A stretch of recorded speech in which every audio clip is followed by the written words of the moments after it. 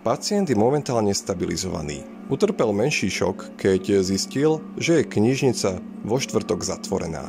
Nemohol sa totiž dostať k svojej dennej knižnej dávke.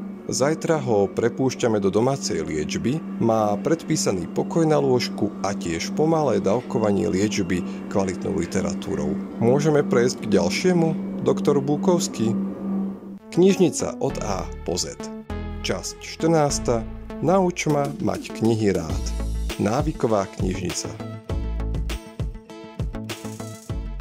Pamätáš si na prvú návštevu knižnice? Zobrali ťa tam rodičia, alebo si ju navštívil s húfom spolužiakov pod dozorom triednej učiteľky? Pravdou býva, že si na ten prvotný moment veľakrát ani nespomenieme. Hodnotu pre nás objavovanie knižnice začína mať vtedy, keď sa z neho stane návyk. Keď si zo širokého množstva alternatív vyberieš práve turistiku medzi knižnými regálmi. Kde začať a čo si vybrať? Najväčšia dilema v úvode každej našej činnosti. Zlaté pravidlá neexistujú. Keďže čítanie je v drvivej väčšine voľnočasová aktivita, nik ťa to nemôže nútiť. Výber ostáva na tebe. Môže ti ho ofrflať rodina, kamaráti aj kolegovia. Dokonca i knihovník a knihovníčka môžu z času na čas nadvihnúť obočie. Tak, ako však nemôžeme súdiť knihu podľa obalu, nemôžeme hodnotiť ani teba podľa tvojho slobodného výberu. Keby to fungovalo podľa tohto princípu, boli by všetci konzumenti detektívok buď vrahmi alebo vyšetrovateľmi. Pre nás sú však hlavne vášnivými čitateľmi. Jednoducho, do knižnice sa chodí zásadne s otvorenou mysľou. Chápeme, že niekedy je najväčším nešťastím nechať tú knihu na svojom mieste a dať si ten provizórny sľub. Vidíme sa. Možno na budúce. A to je práve ten moment, na ktorý sa celkom tešíme. Semienko zvedavosti je zasadené a môže klíčiť do nevídaných knihomoľských rozmerov.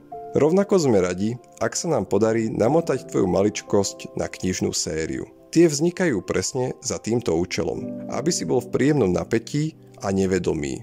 Nemusí ísť pritom o žiadneho horúceho adepta na Nobelovku. Hlavné je, že sa od pokračovania nevieš odtrhnúť. Nech už ide o 5-minútovku večer pred spaním, alebo dlhé víkendové čitateľské záťahy.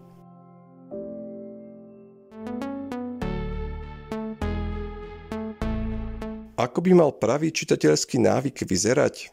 Krása tkvie v jednoduchosti. Čítaj pravidelne, ani málo, ani priveľa, nemaj predsudky a o svoje čitateľské zážitky sa rozhodne s niekým podeľ.